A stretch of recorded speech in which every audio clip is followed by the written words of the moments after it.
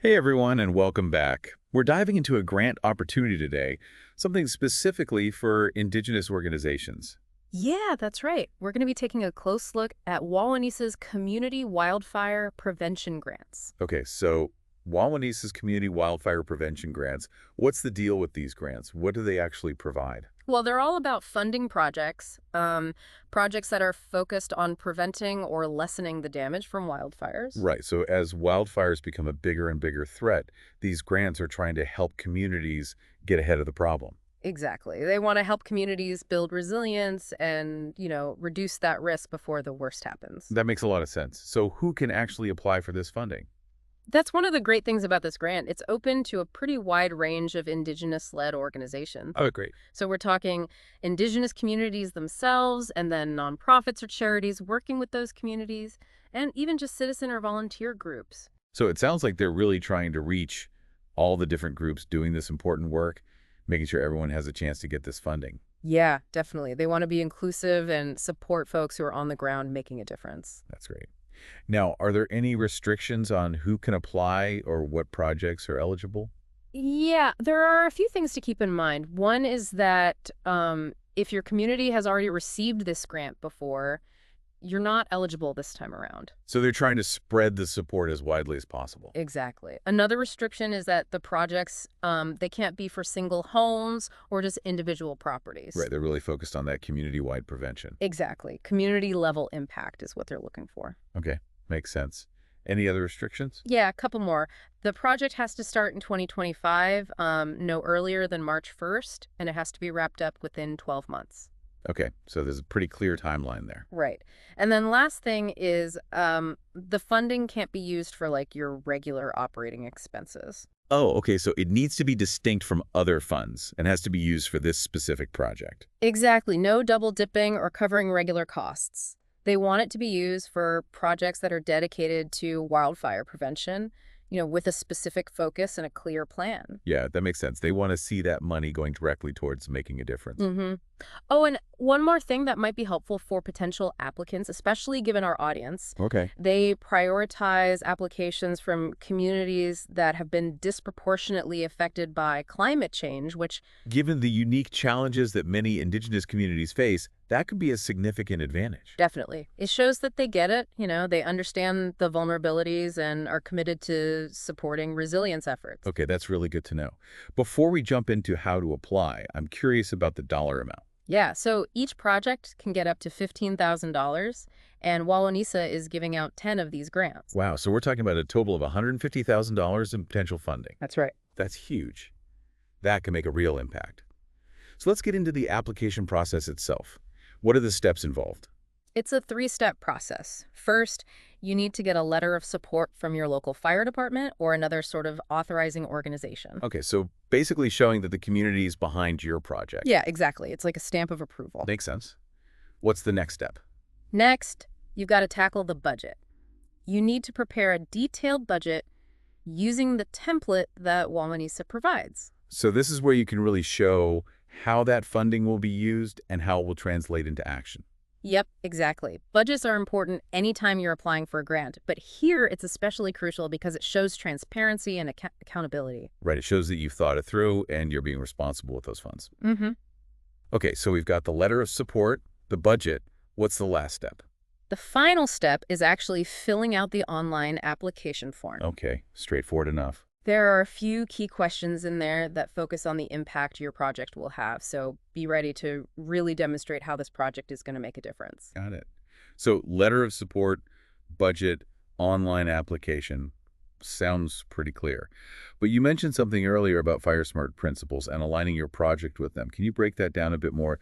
What are these principles and why are they important in this context? Yeah, absolutely. So Fire Smart is a national program all about reducing wildfire risk. Okay. And they have these 7 key disciplines. Essentially, it's a set of best practices that help communities minimize those risks. So it's not just about having a good idea.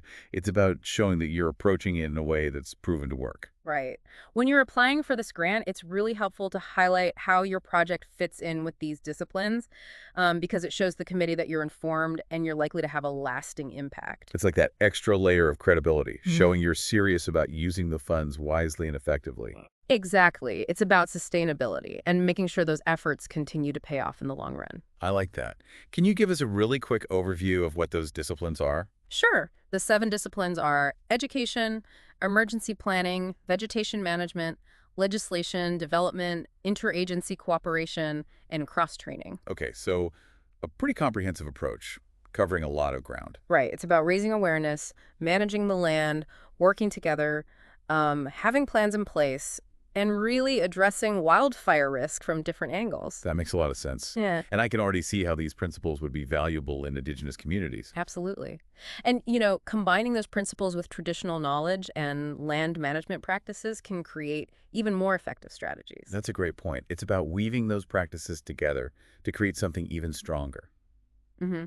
I think this is a good spot to pause for now. We've gone over a lot already. We have. We've talked about what this grant is all about, who's eligible, how to apply, and the importance of those fire smart principles. Lots of good info. But before we move on to the next part, I want to remind everyone listening, if you found this helpful, if you know other Indigenous organizations who could benefit from this, please share this episode. Yeah, spread the word. Let's get this information out there. And if you're enjoying these deep dives, don't forget to like, share, and subscribe to Timely Trends and News so you don't miss any future episodes. That's right. We love bringing you these valuable insights and resources to help Indigenous organizations like yours succeed. Exactly. We'll be back soon with part 2, where we'll dig into some real-world examples of wildfire prevention projects and offer some more tips on putting together that winning application. Looking forward to it. Stay tuned. Welcome back to our deep dive. It's good to be back. Last time we really unpacked the Wawanesa Community Wildfire Prevention Grant. Who can apply, what kind of projects they're looking for. Right, and those fire smart principles, how important it is to align your project with those. Exactly. But I think it would be really helpful to see those principles in action. How are communities actually using them? Oh, absolutely. There are some great examples out there of Indigenous communities successfully incorporating these principles into their wildfire prevention work. Perfect. Can you share a few? Yeah, so one really inspiring example is this First Nations community in BC. They implemented a fuel management program. Okay, so that's reducing the stuff that a wildfire can actually burn, right? Exactly. They worked with forestry experts, but they also incorporated traditional knowledge of the land. So it was a blend of approaches. Yeah, and they strategically thinned out the forest, cleared brush, and created fire breaks around the community. So when a wildfire did happen, they were ready. They were, and the fire crews were able to contain it much more quickly because of the work they had done. That's amazing. Yeah. That shows how these proactive steps and a well-thought-out plan can make all the difference. It really does. It's a testament to how those preventative measures, and combining different types of knowledge can really protect communities. Absolutely. Do you have any other examples? Yeah. Another great one comes from a community in northern Ontario, and they decided to focus on education and community engagement.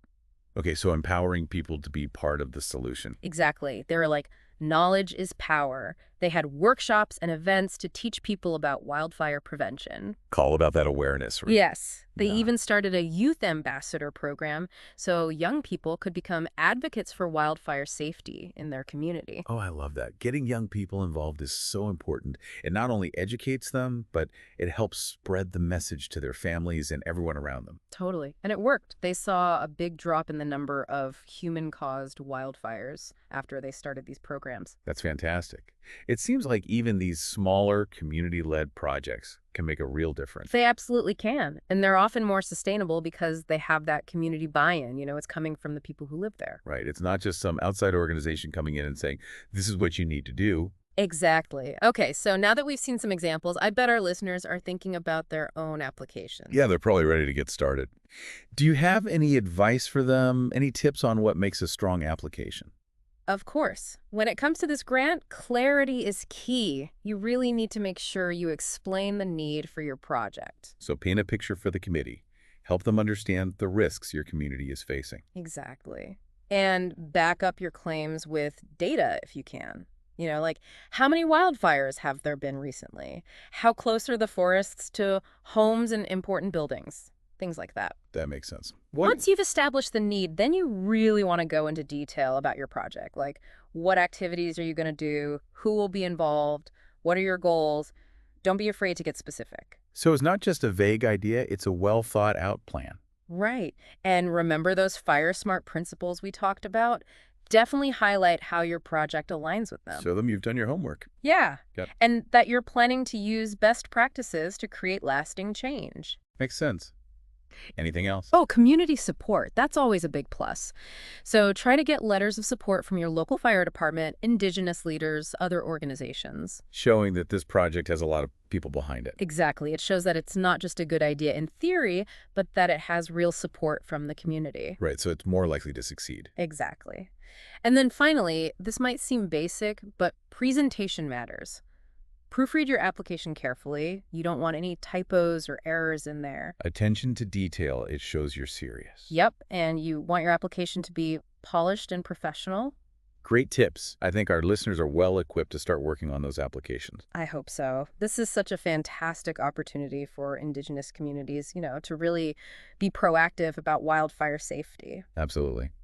Before we move on to the last part where we'll discuss what happens after you submit your application, I want to remind everyone. Go ahead. If you're finding this information useful, please like, share, and subscribe to Timely Trends and News. Yeah, help us get the word out. We're dedicated to bringing you these insights and resources that can help Indigenous organizations thrive. Exactly. We're all about supporting communities.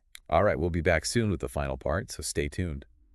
And we're back for the final part of our deep dive into these Wawanesa grants. We've covered a lot of ground, that's for sure. We have, but there's one more piece to the puzzle. What happens after you hit that submit button, right? Exactly. You've sent in your application, now what?